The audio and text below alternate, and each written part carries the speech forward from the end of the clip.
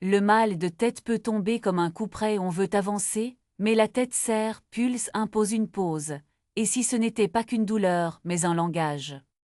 Celui d'un mental surchargé, d'une exigence qui pèse, d'un non-dit relationnel qui cogne. Ralentissons, décodons, et voyons comment cette tension pourrait devenir une boussole pour mieux nous respecter. Bienvenue sur Comprendre les émotions. Dans cet épisode du cours de biodécodage, nous allons explorer la signification émotionnelle de mal de tête. Que signifie mal de tête du point de vue des émotions? Quelles émotions refoulées se manifestent dans mal de tête selon le biodécodage? Et enfin, nous parlerons des causes émotionnelles qui pourraient y contribuer. D'abord, un cadrage bref. Le mal de tête est fréquent. Il peut être de tension, migraineux, ou plus rare en grappe. Manque de sommeil, écran, déshydratation, variations hormonales, stress, certains aliments, tout cela peut jouer.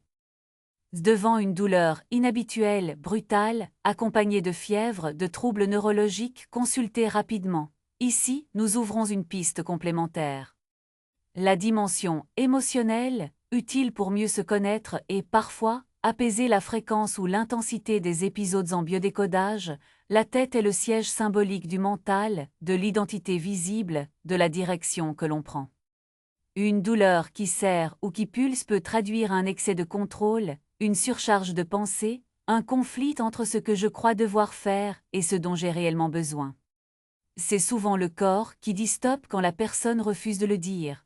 Sensible à la lumière, au bruit, à l'odeur, la migraine réclame le noir, le calme, le retrait.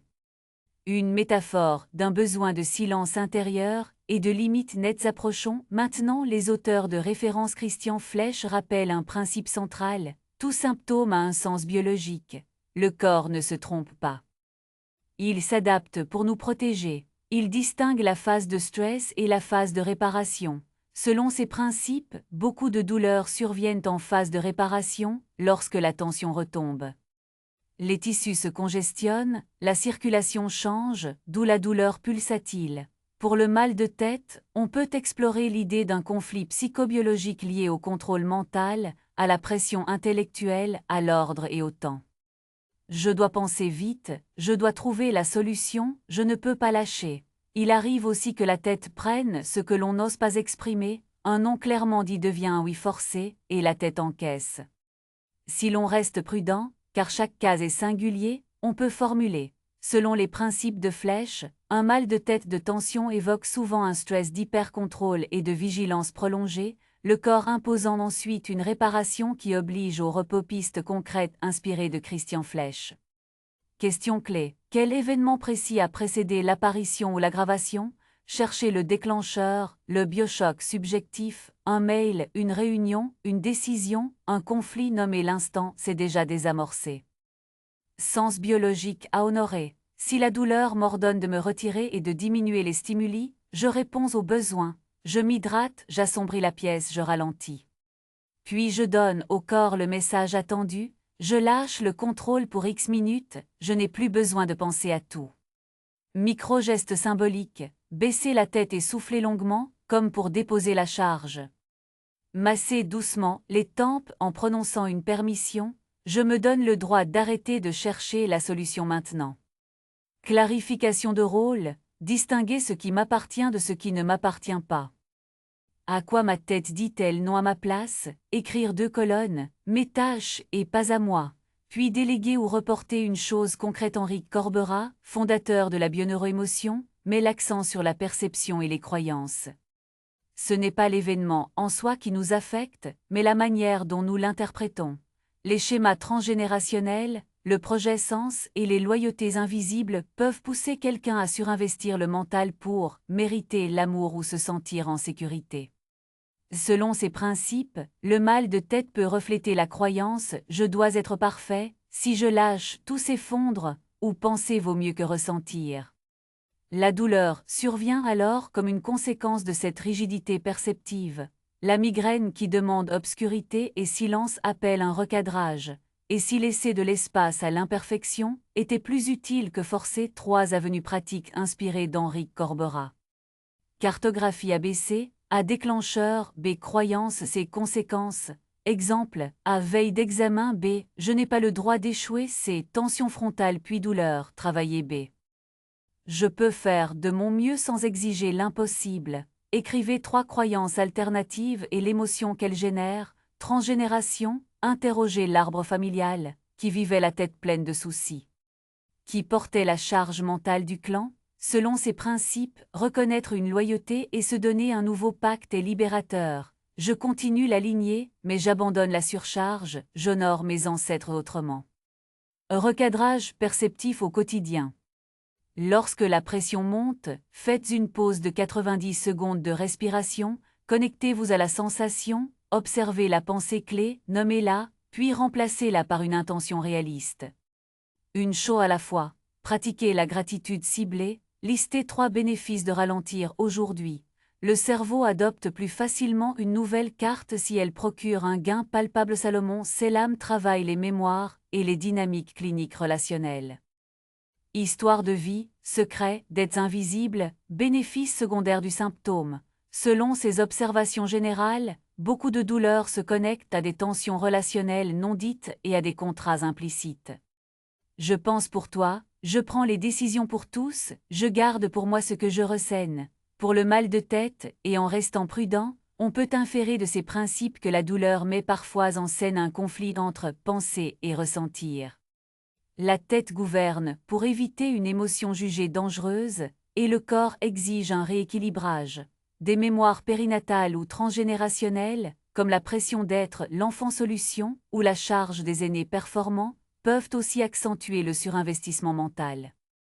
De plus, Selam insiste sur le bénéfice secondaire. L'attaque céphalée peut offrir le droit de s'isoler, de refuser une demande, ce que la personne n'ose pas faire sans motif.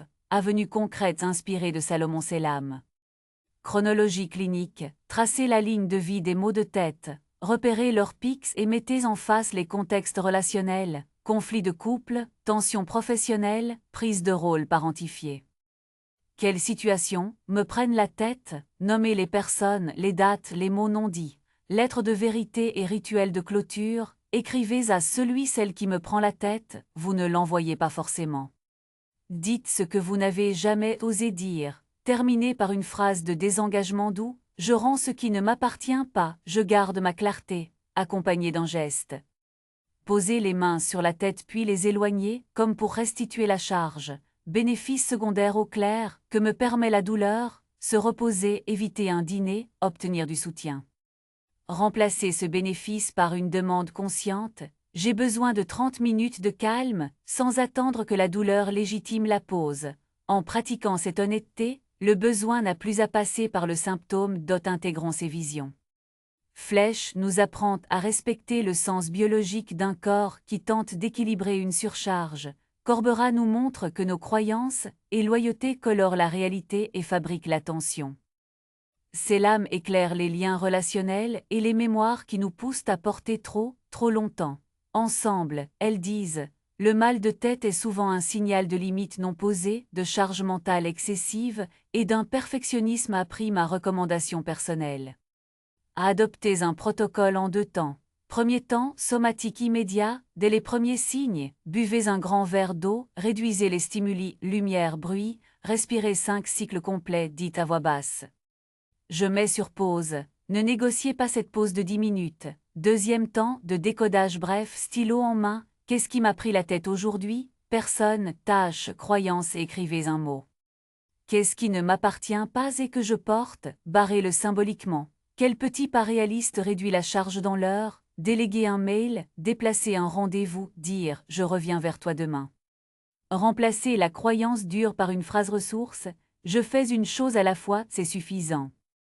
Répéter ce duo, pose plus clarté sur 3 épisodes consécutifs. Beaucoup rapportent que la fréquence ou l'intensité baisse quand la personne apprend à se donner la permission avant que la douleur ne l'impose. Et souvenez-vous. Si les maux de tête sont fréquents, sévères, nouveaux ou associés à d'autres symptômes, prenez conseil auprès d'un professionnel de santé. L'exploration émotionnelle est un complément, pas un substitut. Écouter son corps, clarifier ses croyances, apaiser ses liens, c'est une hygiène, au même titre que boire, dormir, s'étirer. Votre tête vous parle, offrez-lui un environnement où penser n'est plus souffrir mais choisir. Dites-nous en commentaire, quel message votre mal de tête essaie-t-il de vous transmettre? Si cet épisode vous a aidé, abonnez-vous, partagez-le à quelqu'un qui en a besoin, et activez la cloche pour ne rien manquer. Rappel santé.